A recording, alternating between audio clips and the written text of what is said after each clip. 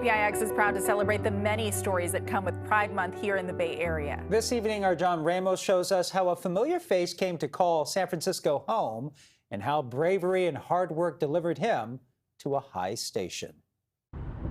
This was a place where there was opportunity, and opportunity to transform myself.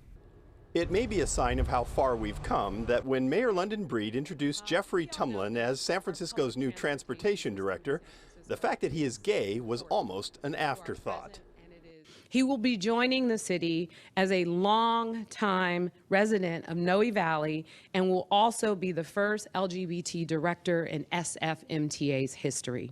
That was it. No big deal. Tumlin was being hired not because he was gay, but because he was a rising star in the movement toward public transit and away from private automobiles. But being gay has shaped his decisions from a young age to his 20s when he moved to San Francisco in 1991.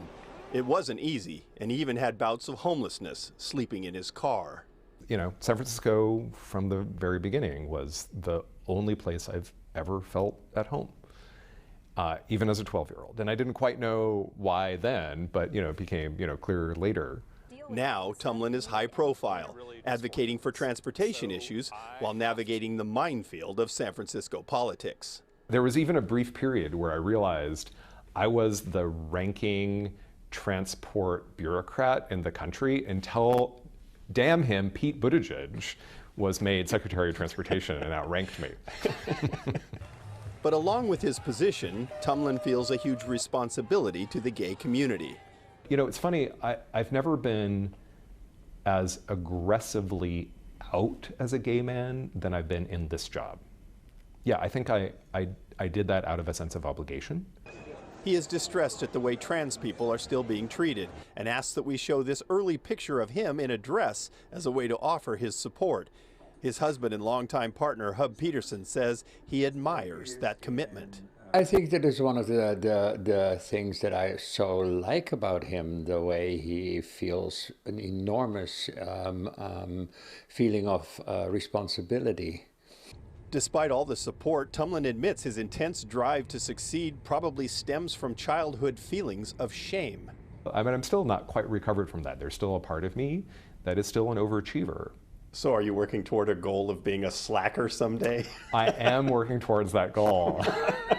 It's been a journey of discovery, and though it's not in his nature to relax, Tumlin seems happy with the man that 12-year-old kid grew up to be.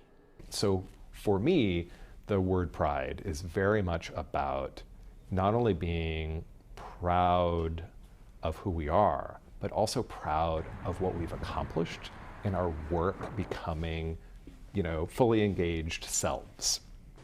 Which brings us back to Tumlin's first news conference. It may be a good thing that his LGBT status was barely mentioned. The real sign of progress is when selecting a leader who's gay doesn't seem like news at all. In San Francisco, John Ramos, KPIX 5. Tumlin says he's concerned about the threat to gay rights in the legal system, but he says he's confident that the younger generation who have grown up in an era of LGBTQ acceptance will bring permanent change to society.